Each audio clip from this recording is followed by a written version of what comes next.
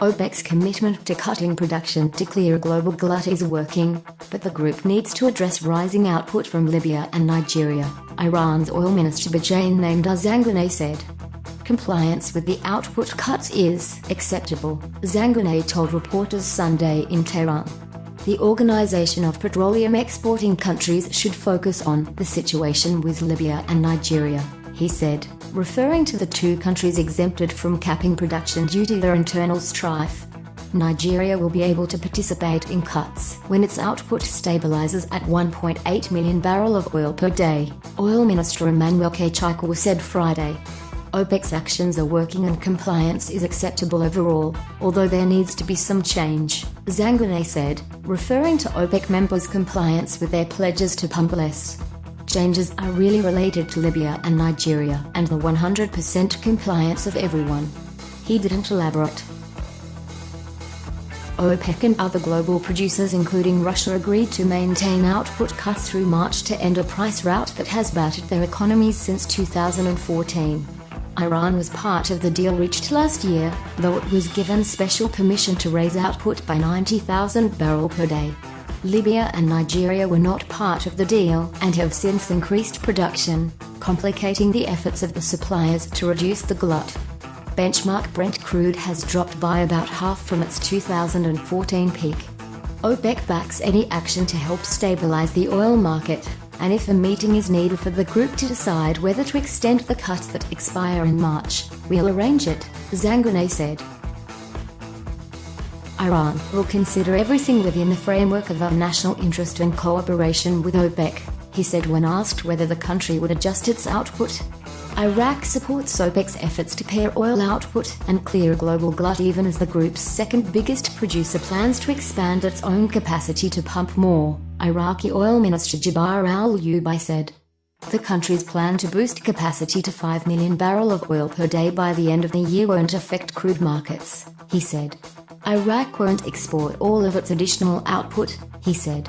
The nation pumped 4.49 million barrels of oil per day in August, data compiled by Bloomberg show. The oil market's status is stable, and we don't accept that any country exceed its share under OPEC's deal to cut production, he said. We support OPEC's position to stabilize markets. Nigeria's production of 1.7 to 1.75 million barrels of oil per day has climbed from an all-time low of about 1 million barrels a day, Kachikwu said Friday in a Bloomberg TV interview. Output will be back in full swing in 5 to 6 months, he said. The United Arab Emirates, also participating in OPEC's output cuts, is 100% compliant with its commitment to the agreement, and its crude exports have dropped as much as 10% in the past 2 months, Energy Minister Suhail Al-Mazrouei said Monday in Abu Dhabi. Oil prices should improve in the second half, and by next year crude inventories should decline to below their 5-year average, he said. OPEC's goal with the cuts is to reduce global inventories to the 5-year historical average. When OPEC meets next, some members that aren't subject to output cuts may be asked to join the agreement, Mazrouei said. Iraq is seeking to rebuild its energy industry after decades of conflict, and al-Ubai sought to reassure oil markets a day before the country's energy-rich, self-governing Kurdish area plans to vote on a referendum on independence.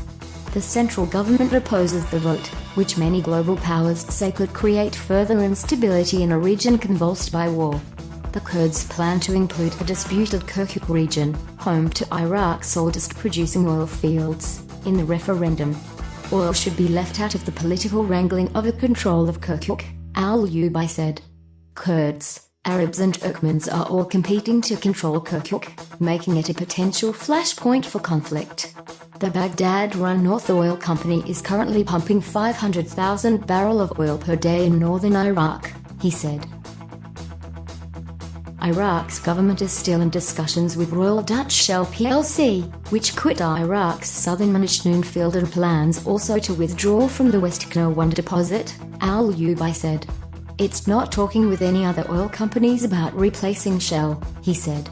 We have no problems in finding international companies to replace the oil major, al-Ubai said, adding that Iraqi staff are capable of taking over from Shell. Iraq will soon sign a deal with Iran to jointly invest into oil fields, he said, without giving a date. It's also in talks with Kuwait to jointly develop 4 fields and to ship surplus natural gas to Kuwait, he said. To get faster updates and the latest news from the oil and gas industry, please subscribe to the YouTube new video channel and connect with us on Facebook, Twitter or LinkedIn.